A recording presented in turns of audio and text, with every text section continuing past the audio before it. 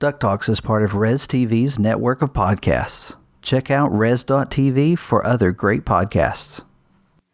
Hi, this is Honker Muddlefoot, and you're listening to DuckTalks. I'm only half duck.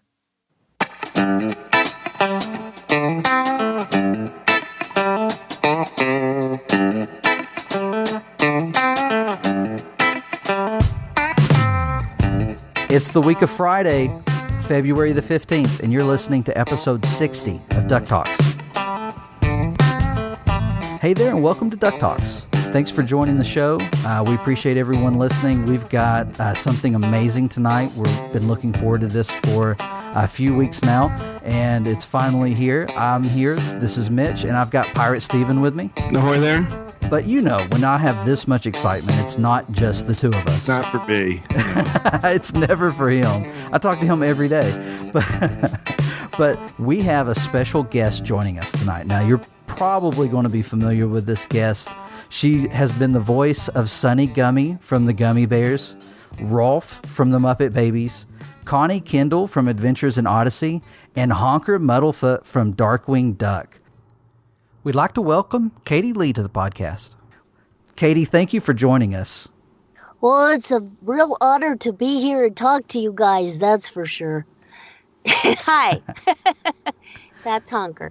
He said hi. It's always fun to talk with someone who has breathed life into a character that we feel so familiar with. So It's really awesome to have Honker say hi. Well, thank you very much for having me. It's an honor. We were excited to get in touch with you. And, you know, one of the things that was so fun, we've, in the last few weeks, we've spoken with a lot of people. We've spoken with Tad Stones. Aaron Sparrow is someone that we speak with a lot online. And we spoke with Brian Cummings. And everybody has said, when we told them that we were talking with you about coming on the podcast, everyone has just said what a delight you are. And Aaron asked me to tell you he said hi. Oh, that's so sweet. Well, they're all so nice. Aaron's a sweetheart. Yeah, I love when I get to, I see him at conventions, usually. Yeah, it seems like not just friends, but like a tight, close family that everybody has there. Yeah, you know when you spend a lot of time sitting at a table next to somebody all day long, you develop a friendship. Do you do a lot of conventions? I don't do a lot of them. I did a whole bunch around LA for a while just to get a feel for them. And I am going to it's called SAC Anime, Sacramento Anime in Northern California in June. We're going to have a Disney afternoon panel. Me, Jim Cummings, and Terry McGovern are going to be there. So that's going to be fun.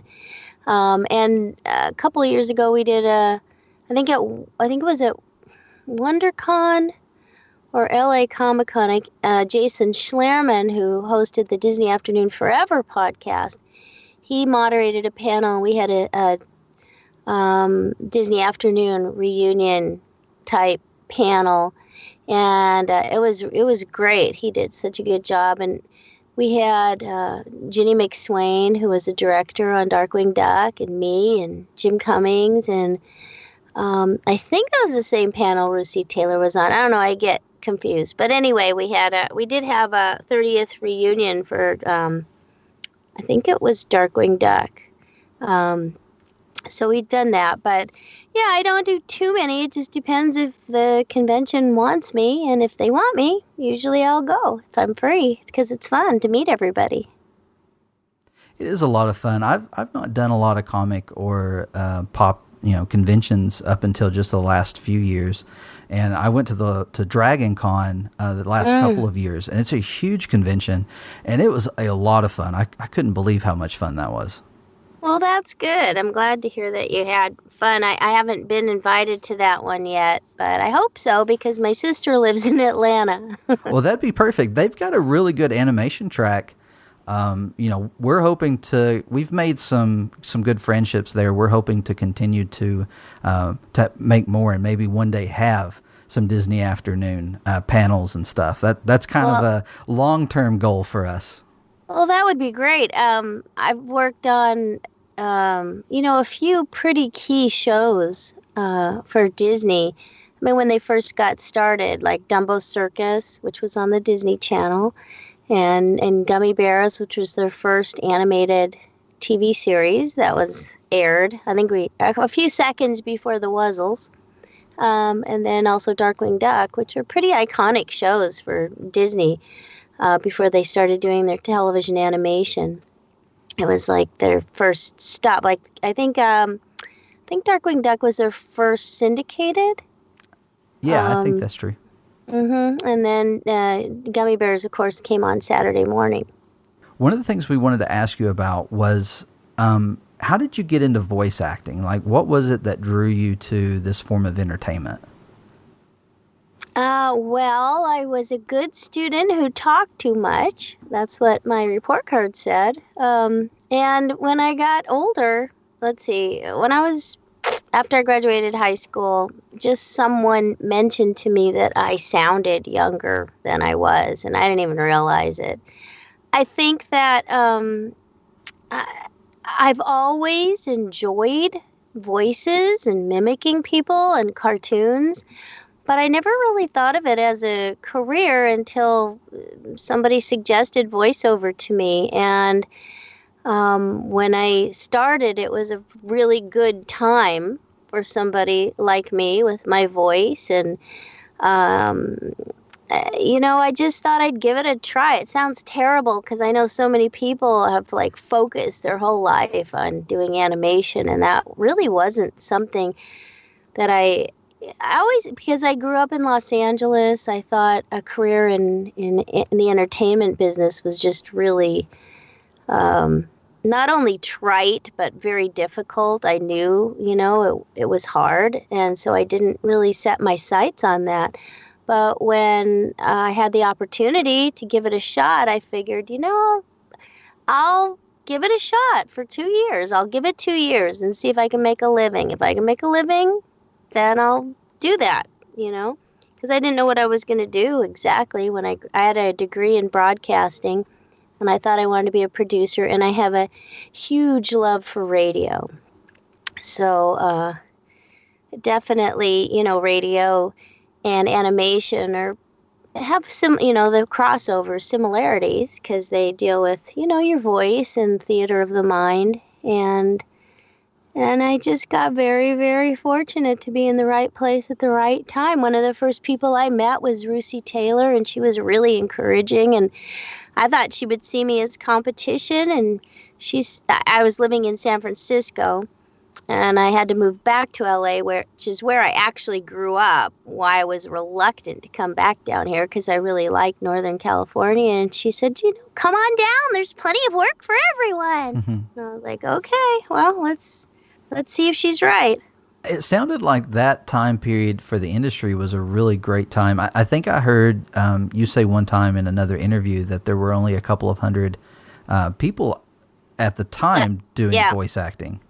That's exactly right. It was a very small community, and the industry was very different. You had to be here to do it. It's not like we didn't have the technology that we have now. We certainly wouldn't be doing this, from home. So, yeah, it was about being there, where I met Russi. It was at Hanna-Barbera, which doesn't even exist anymore. She was working on the Pebbles cartoon, and all the animation was here. And a lot of the animators were here, too. It was even before they started sending everything overseas. So, yeah, it was a very small community. There was here and New York, and that was it. Was Dumbo Circus your first gig with Disney? It was my first gig with Disney. Yeah. Yeah, and that was cool how you gave Dumbo a voice, because previously in the cartoon version he didn't have one. He didn't have one. That's right. I actually went in to read for Lily the Cat, and at my audition, the producer said, "Could you read for Dumbo?" We're like, well, yeah, sure.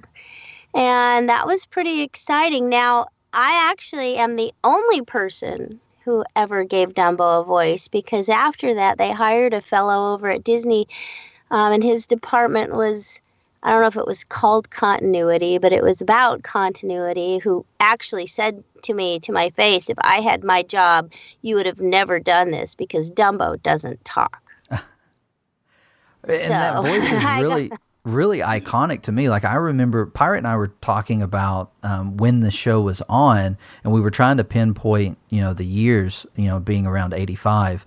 And, we were very young and in 85 when we first watched it.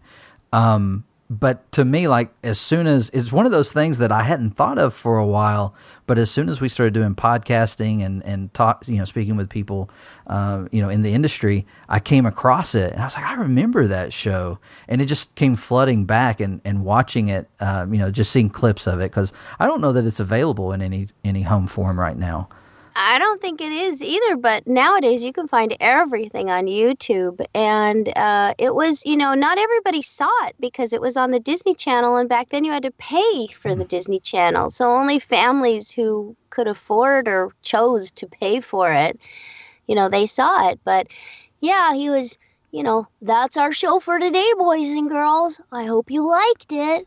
And come on, Lionel, let's go do this or let's go do that. And of course, Lionel was played by Jim Cummings, and that was his first series he ever did. Oh, wow. I didn't know that. Yeah, he was actually, I think he still had a day job when he started that, and he was just so amazing. And, I like to pat myself on the back because I remember saying to Jim, you're going to be a star. You are going to be a star.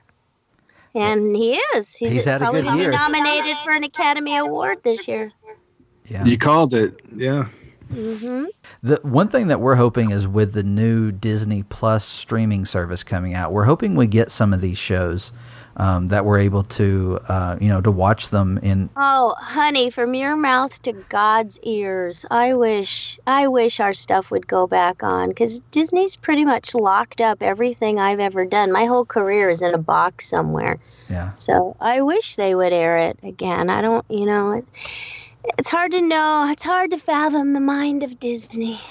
Well, they've been having a resurgence of popularity for the Disney Afternoon and all of those Disney animation, the television animation, in the recent years. There's a lot of figures. The company Funko's been doing a lot of stuff with Darkwing Duck. Honker's not got a pop yet, but we're hoping that series continues. I hope so. That would be nice. Or even Sunny Gummy, huh? We're expecting gummy bears, to tell you the truth. We'll be surprised because there's a huge following online of fans of gummy bears. Well, that would be, I know they still haven't released the second half of this series or the third year or something like that. Everybody asks me at conventions, when are they going to do this? I'm like, I do not know. Nobody tells me anything. Yeah, well, DuckTales finally got their fourth volume released in 2018. Or did it release it? Maybe it was this year. Yeah, they have some sort of timeline that I don't understand how it works. We've got that. We've got Dumbo Circus. Of course, they bought them up. They own the Muppet Babies. They own so many things that I did because they bought Marvel, and a lot of my career was at Marvel.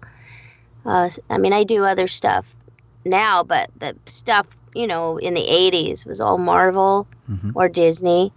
So, and they own all of it. Even I worked on Temple of Doom. I did a revoiced a character in Temple of Doom, and they own that too. So, it sounds like that's been their plan. They want all the IPs. Yeah, they just want to own everything, and they probably will. Well, we wanted to talk about Dumbo. We want to talk about Rowlf as well, because that was a character that was in the mid 80s that you did, and like you said, now it's those characters are owned by Disney when Disney acquired the Muppets. But back then, you were working with Disney and also with Jim Henson. Yep, I sure was. And my girls, the show has come back. Disney's done a new show, and it's got a lot of, you can feel the legacy of the old show in it, and my girls just love it. That's good. We haven't been able to get a hold of the older episodes, the old show, but they are actually introducing Rowlf this coming up soon. It's in an up-and-coming episode to the new I show. saw. So I was telling the girls, because they knew that it was a show that I watched as a kid, and I was telling them about about the character. And at that time, I didn't even realize you voiced the character. It was one of those that as I was getting ready, I came across it, and I was like, wait a minute.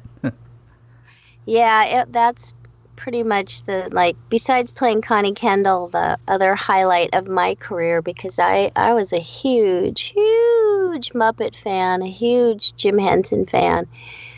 And when they had the auditions, the director told me about it. But I saw him in a restaurant, actually. And he said, well, we're having auditions tomorrow for, he asked me if I could do Baby Piggy. And I said, no, Piggy's done by a guy. But he said, yeah, but we're doing this cartoon and we're having auditions tomorrow. And, I'll have you in on the callbacks. And I was like, heck no, I'm going to be there tomorrow. And I went to Blockbuster somewhere and rented one of the Muppet movies and tried to figure out which character I could be. And I remember Rowlf as a little girl. I must have been 4 or 5 years old watching him in black and white. I just knew that character. And the director, Hank Soroyan, told me that I was the only one who came into audition who even knew who Rowlf was. So or seemed to know who Rowlf was. And I loved it. And I decided this is the character I'm going to be. I just knew that's the one I could do the best at. And I was so blessed. It was very nerve-wracking. Our first recording session, Jim Henson came. And he was sitting there at the table, and I was supposed to imitate him, pretty much, in my mind. So every time we got to my line in the script, I'd say, you read it first. Let me hear you. And then I'd do it. I felt so bad, like I was just going to disappoint him. And, it's funny because I thought I was imitating Rowlf, not really thinking that I was being a baby of him. I don't know what I was thinking. Just, and then when I heard it played back, and then when the Rugrats came out, I thought, oh, they're being babies. They're babies. But to me, Rowlf, I don't know. He never had a baby attitude. Yeah, and he always had that deep voice. Yeah, he just always, had that kind of relaxed kind of quality, and he was the kind of cool guy. Yeah. I always picture him with the shades on. Yeah. Yeah, playing his piano. Yeah. Yeah, I always thought that Muppets Take Manhattan came on after the cartoon, but I guess that one came out first, and that maybe that's where they got the idea from Muppet Babies. Mm-hmm. When they first made the movie, and then after that, they decided to make the cartoon based on the babies. Yeah, that was an adorable sequence. Mm-hmm. That was pretty awesome. And with you being a fan of the Muppets, that's really cool because, before, I'm imagining they've always been voiced by puppeteers. But, being on the cartoon format with animation, you actually get to voice one of them without also having to work the puppet. You're not a puppeteer as well, are you? No, I'm not. So, yeah, that's really great because, yeah, they are puppeteers. I don't know how they do it. With their arm in the air the way they do. It's sort of a miracle of science. I don't know how they do it. No, some people, though, who are in the voiceover business did start out as puppeteers. As a matter of fact, Walker Edmiston, who played, the cat. What's the cat's name in Dumbo Circus? He had a part in Gummy Bears. We did Pandemonium together. He was Sebastian. His name's Sebastian. But Walker was a puppeteer, and he worked on Beanie and Cecil. He did a lot of stuff as a puppeteer before he started doing voiceover. Chuck McCann was a puppeteer. Obviously, Paul Winchell was a ventriloquist puppeteer. Who was the original?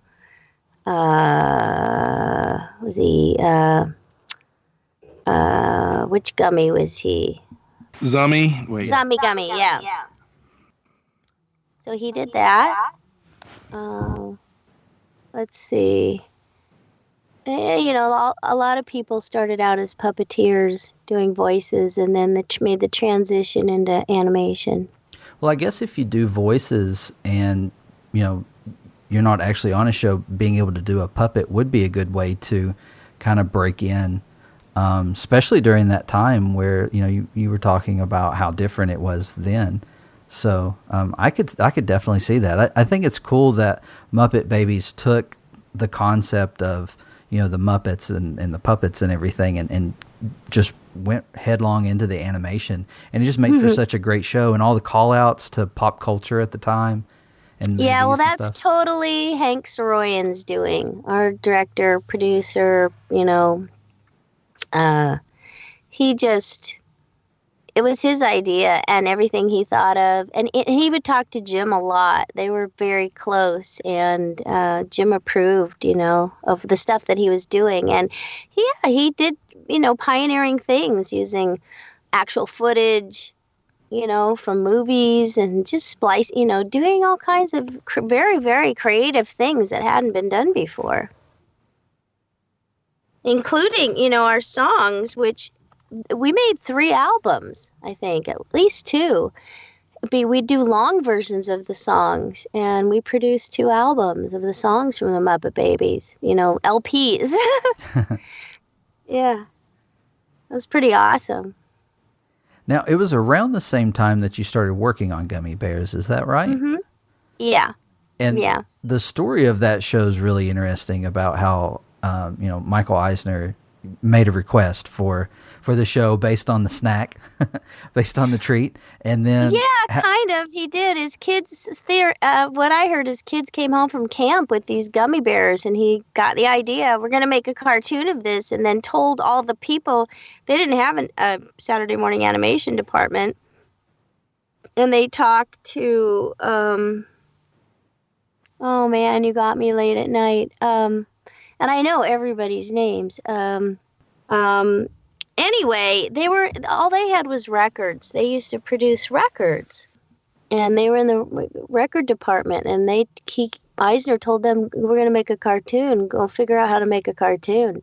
And it was completely, outside of what they'd done. And I asked, my goodness, what's his name? Jim Magon. It's Jim Magon.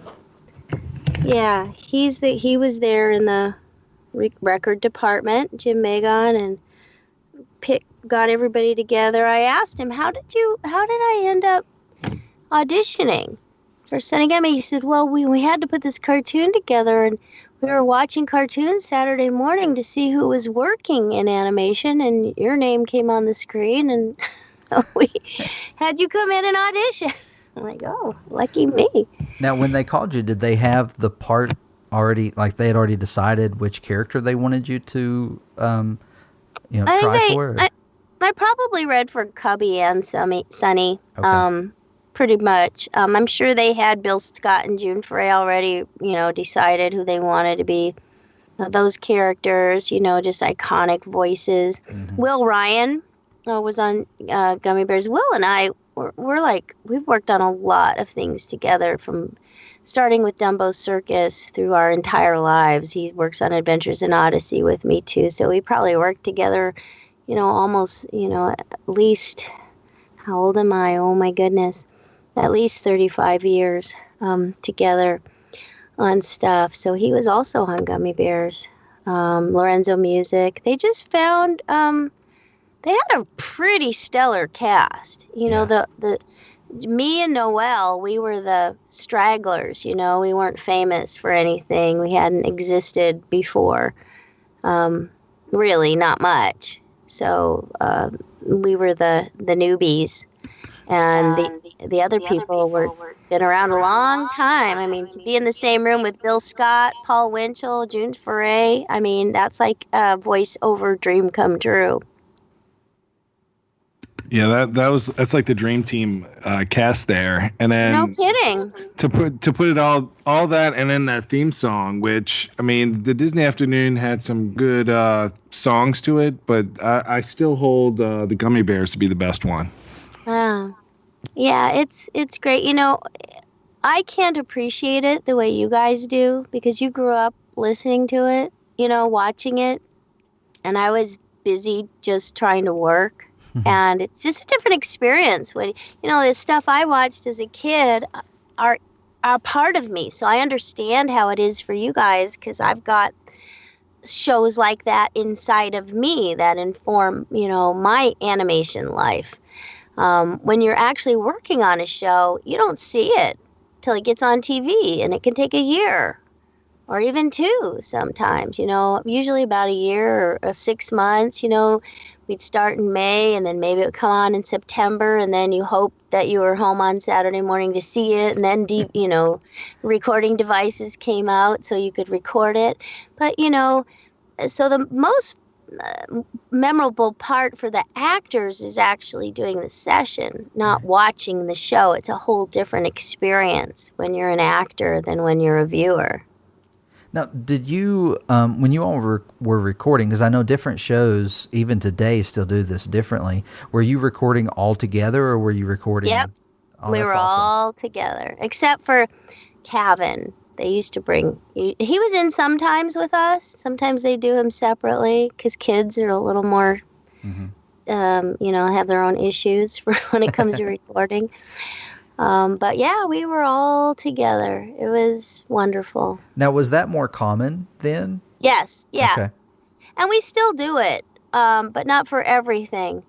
It's become more economical. People just decide, and I think it totally loses the spirit, the interaction that's produced when you're talking to other, characters when they're there with you.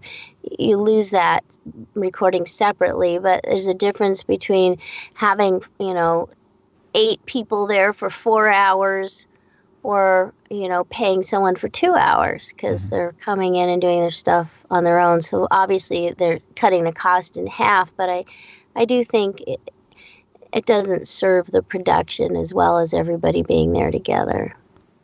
That's my opinion.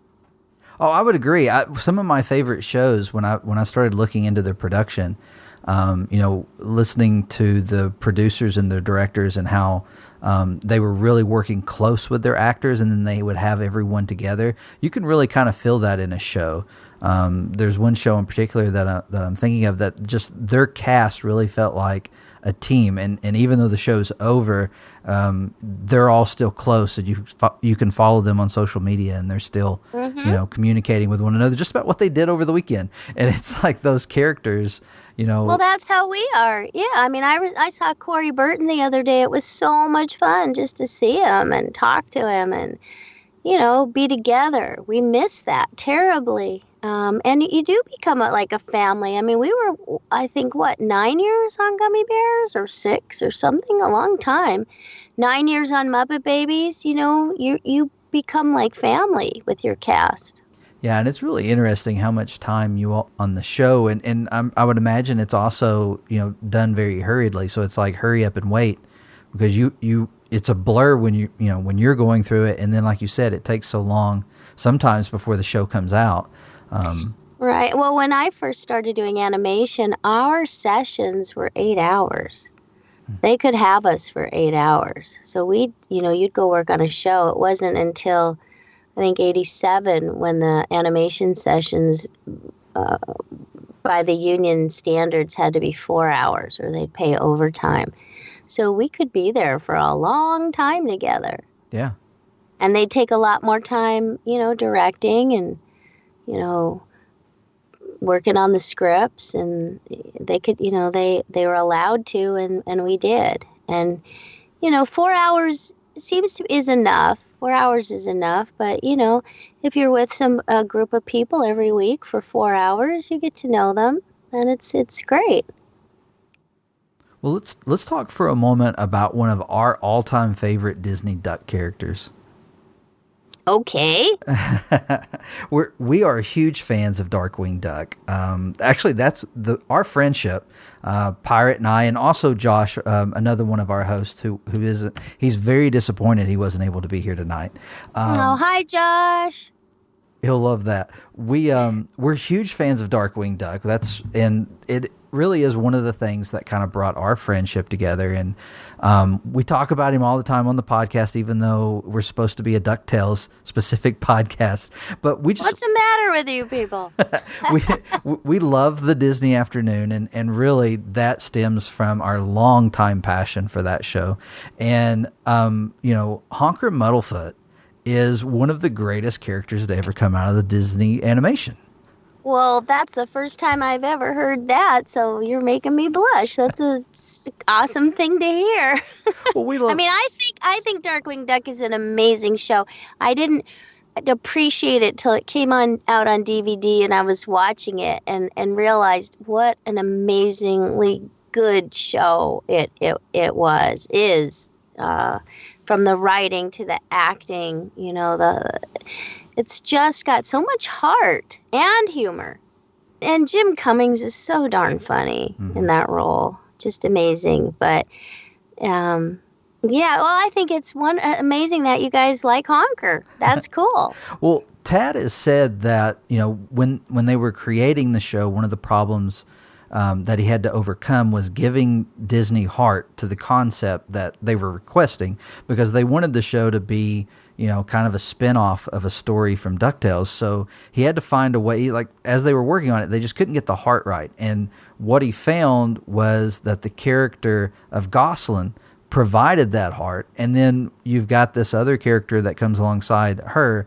And it's really funny how, I don't think we ever learned how he found out about Darkwing Duck. I mean, you find out your best friend's dad is this vigilante, and then next thing you know, you're going with him to fight the bad guys. Well, yeah, I think they're cute. You'll find with your kids, as they get a certain age, they're not happy unless they get to bring their friends along. So, and Gosling wasn't supposed to go on a lot of things with Darkwing, so she had Honker help her figure out how to, go on these adventures, because she wasn't necessarily invited, right?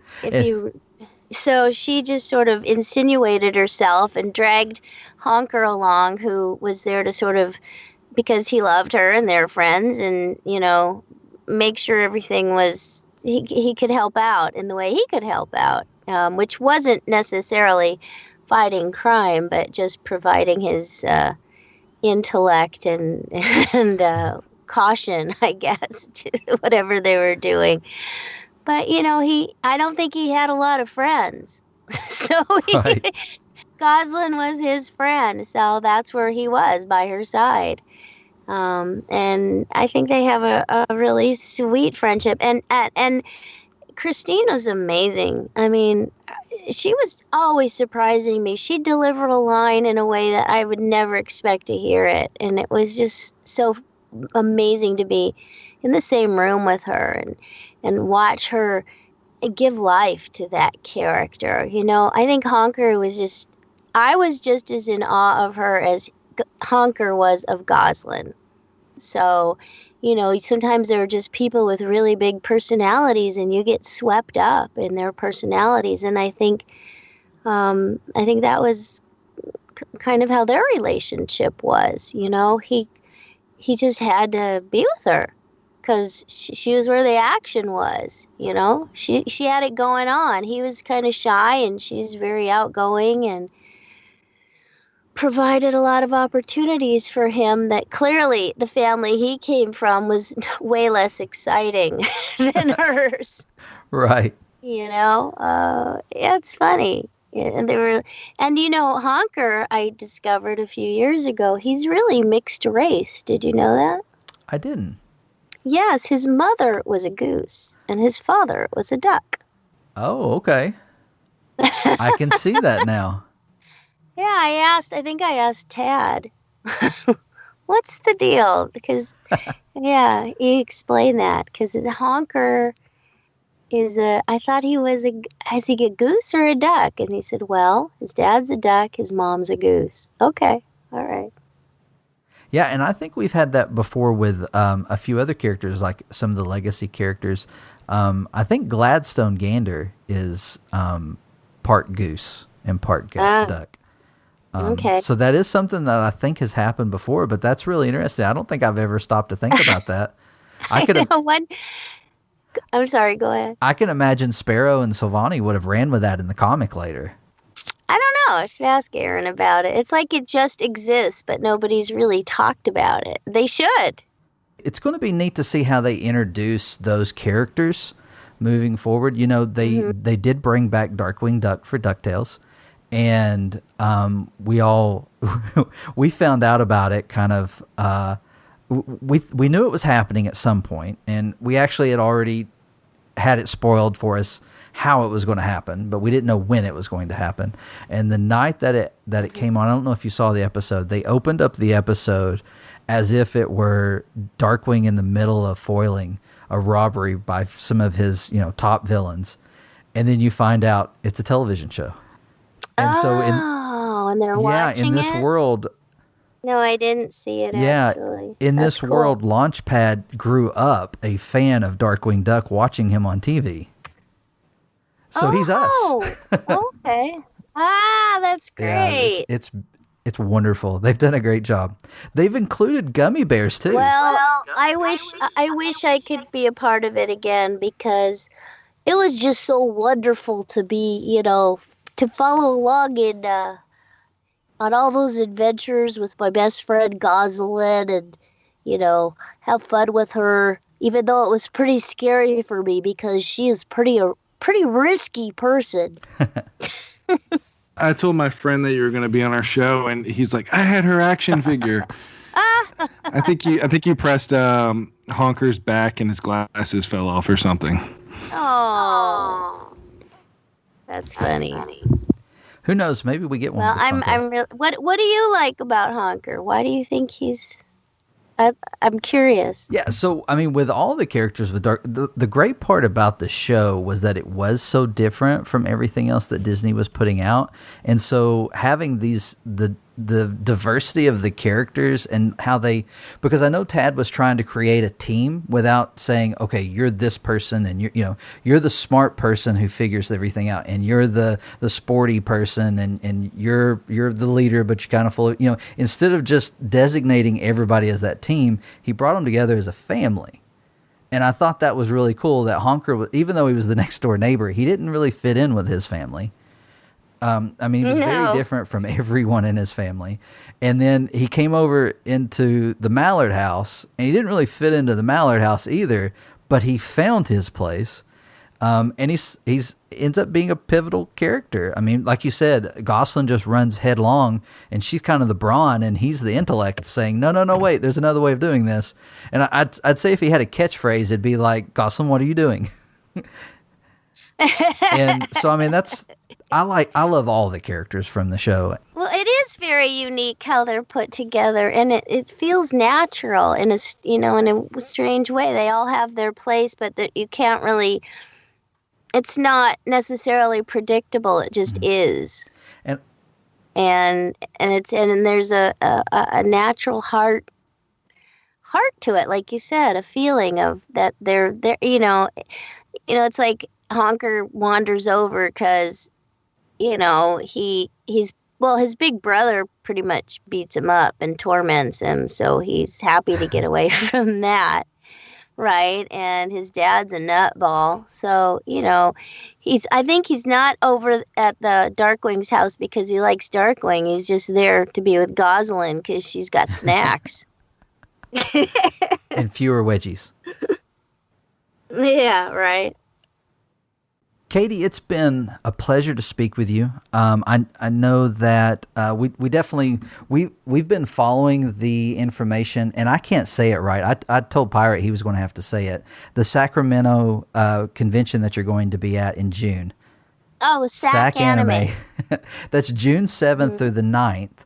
And I know there's been some information already out there about that you and Jim and Terry will be there.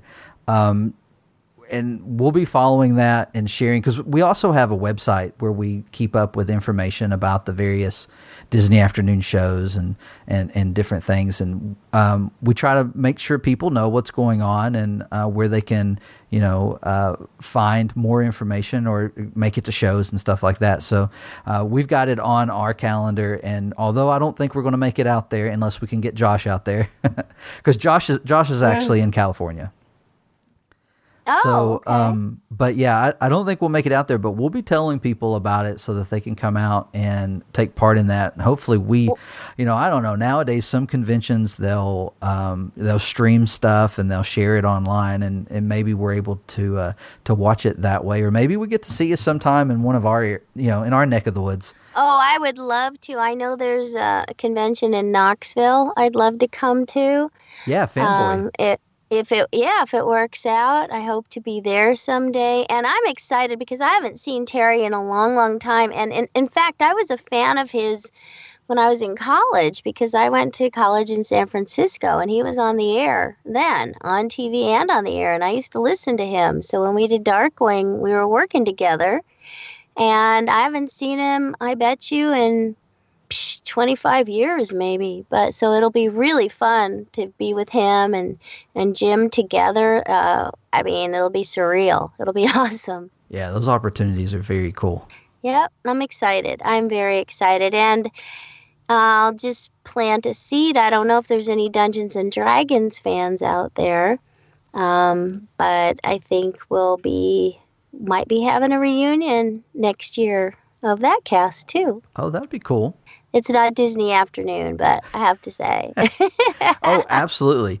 Is there anything you'd like, because a lot of times fans of animation will follow voice actors and follow, different people from show to show and, whatever they're working on, just because there's a part of you in the show and we enjoy that. So we want to know more. Where could people find you online, or is there a project you can tell people about coming up? I know Adventures in Odyssey is ongoing. That's been running for 32 years or something like that. Yeah, that's crazy, right? And we're actually, Phil Lawler, who created the show, Will Ryan, and I were going to be next weekend at a church in Boise, Idaho, doing a live show, like radio theater, performing some of our characters, some new stuff, based on fans of Adventures in Odyssey. Will and I made a little book, which is pretty funny, called Adventures in Oddity. There's a CD, an audio version, and the book, when we read the audio version. But Will likes to say the CD has more music than the book. So if you like to, which it does. So yes, that's true. We have that. And I'm on a show that debuted about 3 weeks ago on Nickelodeon called Rainbow Butterfly Unicorn Kitty. And I play Athena the owl. Also going to be in the second season of Legend Quest on Netflix. There's a lot of, what other shows have I been working on? Some other ones I can't say. But we'll be watching. And some video games. Actually, I'm on some video games too that I don't know if you have any gamers who listen, but I play a few characters on Blade and Soul, and that's an online game, and a few other games that I don't even remember the name, so no point in saying. Maple Story, I think, is one of them, and Shadowverse. I don't know if that sounds familiar to anybody. So we do that, and occasionally I teach workshops in LA, animation workshops, and do some stuff online with the Global Voice Acting Academy. So I'm pretty busy. Directing a show right now that I don't know where it's going to be. I don't know what it's going to be on, but I have a chance to direct this year, which I'm enjoying a lot, called Chi Chi Love. Little Chihuahua. Oh. Little dogs. So that's something that we'll hear more about later as far as where it'll be. And Yeah, I don't even know. Okay. We just started, so it might not even come out for a year or two. It's just really tough. When you do stuff, we have no control over that. We don't know when things are going to come on the air. So we just do it and go about our lives and wait for the next thing to come along. So where there's this Doppler effect, there's this big lag time, when we're actually working on things and when we can talk about it and when people can actually watch. But Rainbow Butterfly Unicorn Kitty is on TV, so if that sounds like something that you would enjoy, tune it in, see if you like it. I think we're on Sunday nights on Nickelodeon and on Nicktoons. Or Sunday morning. And then Nicktoons at, I don't know. I'm the worst. Everybody's but anyway. schedules are crazy nowadays. Shows move a lot. Yeah, because nothing's on like a set time. You can pretty much watch everything on demand. It's right? all streaming now. Netflix has to be great for voiceover actors and actresses because they're hiring for shows all the time. Yeah, there's a lot, I would say, for people who are, want to be voice actors. I think I have to say, I don't think animation is the best way to make a living, especially if you live in LA. It's the most fun, but there's so much work. There's so much work now on all kinds of channels. Just so many things need voice work, from virtual reality, video games, apps. I work on apps. There's just a lot of things that need voices. So the market is there. There's a lot of demand for voiceover. It's just so diverse. It's hard to keep track of it all. It's so spread out. So many different avenues for that kind of stuff and for animation. Even toys. I'm working on a big toy right now. And we're doing the English version, a toy that came out in Germany. So there's just lots and lots of projects to be working on besides commercial stuff. Yeah. So it's exciting. So many new things. So I hope next year I'll be on a whole bunch more stuff. And I'm just old and I forget things. There's probably, when I get off the phone with you guys, I'll say, oh, I forgot 5 things that are on the air. But that's just me. Well, thank you for joining us and sharing part of your story. We really do appreciate you coming on, and we hope to have you back sometime. Be happy to talk about those shows that you're not thinking of right now. We'll talk about them then. Come see us at Zach Anime.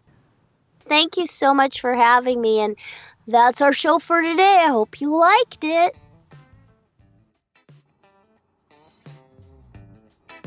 It was great getting a chance to speak with Katie. That's one of the things that I'm really enjoying about podcasting, is having an opportunity to offer some of my favorite voice actors a chance to talk with their fans. Because I know so many of the people who listen to our podcast are fans of the Disney Afternoon, fans of DuckTales, fans of Darkwing Duck. We're really looking forward to having some other talent on the podcast in the future from different parts of the Disney Afternoon.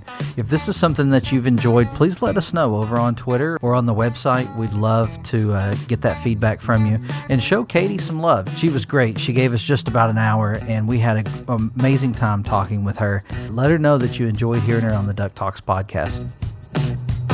That is going to do it for us this week. If this is the first time you've listened to our podcast, thanks for listening.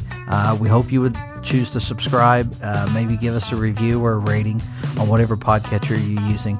You can follow us online at Twitter, and we are at DuckTalks. You can also go to our website. That's at DuckTalks.com. It's a blog where we keep up with news about various things like DuckTales and the Disney Afternoon. Check that out, and till next time, stay glom golden.